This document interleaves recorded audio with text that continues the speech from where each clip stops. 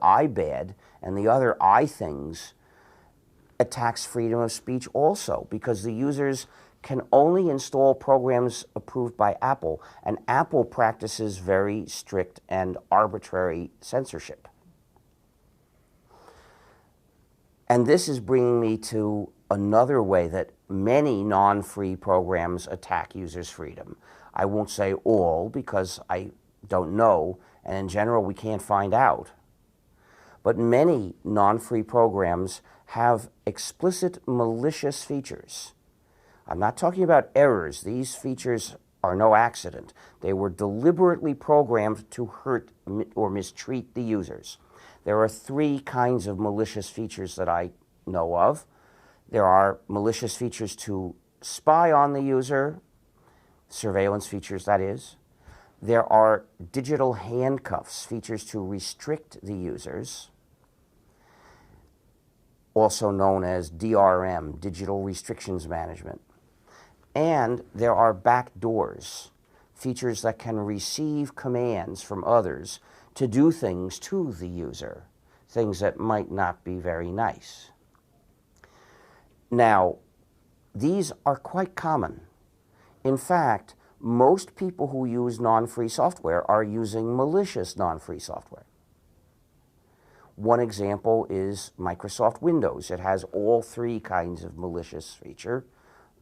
And I'm talking about specific features that are documented. It's established. I'm not speculating here. And one of them is a universal backdoor.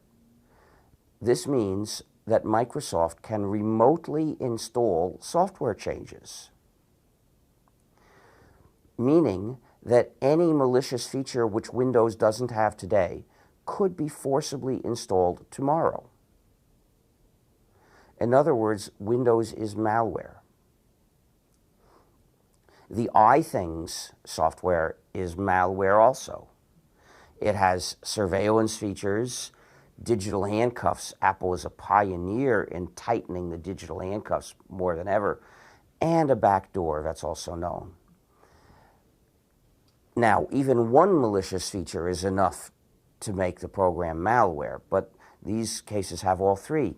Then there's the Amazon swindle, which forces users to identify themselves. So Amazon has a giant database that lists all the books that the users of the swindle have obtained. You can't buy a book anonymously by paying cash. Well, that's not ethical, to force people to identify themselves. And what they're reading. Exactly. And then there are also digital handcuffs. The purpose of digital handcuffs is to stop you from giving a book to someone else after you've read it. With a paper book, you could give it to someone else. You could give it to me, or I could give one to you, but that's impossible with the swindle. And then you can't even lend the book regularly to other people, and you also can't sell it to a used bookstore. And there's a back door as well. The back door can do various things. We don't know all the things it can do because we haven't been able to see the source code. What we know is it can be used to remotely delete books. We know this because in 2009, Amazon remotely deleted thousands of copies of a particular book. Until that day, those were authorized copies. People had obtained them directly from Amazon. The book with which Amazon demonstrated how Orwellian its product is was 1984 by George Orwell.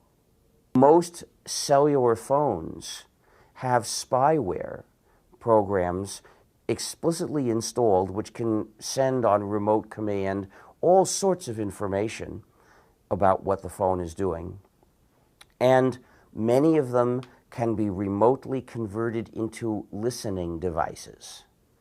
So some software has bugs. This software is a bug. So these are the most commonly used non-free programs. Oh, there's also Flash Player, which has a surveillance feature and digital handcuffs. So almost everyone who's using non-free software is using one of these, which means malicious features.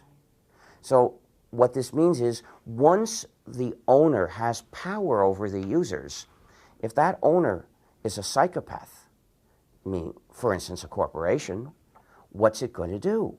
It's going to abuse that power in every way that seems advantageous.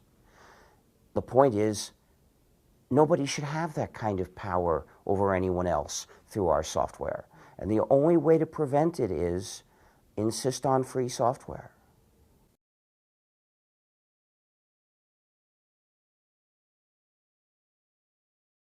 I don't know why people shy away from making statements of values, but our society seems to condemn that.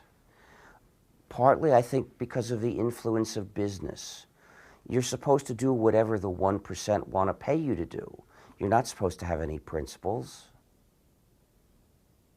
And you're certainly not supposed to condemn anything that a corporation does. Especially not if it isn't illegal. Because corporations don't have to be decent. Real persons, if they do something that's lawful but nasty, you'll say, you're a jerk. You're acting like a jerk. Stop it. But we're not supposed to ever say that to these phony people. We're supposed to say, oh, well, it's lawful, so we just have to suffer it.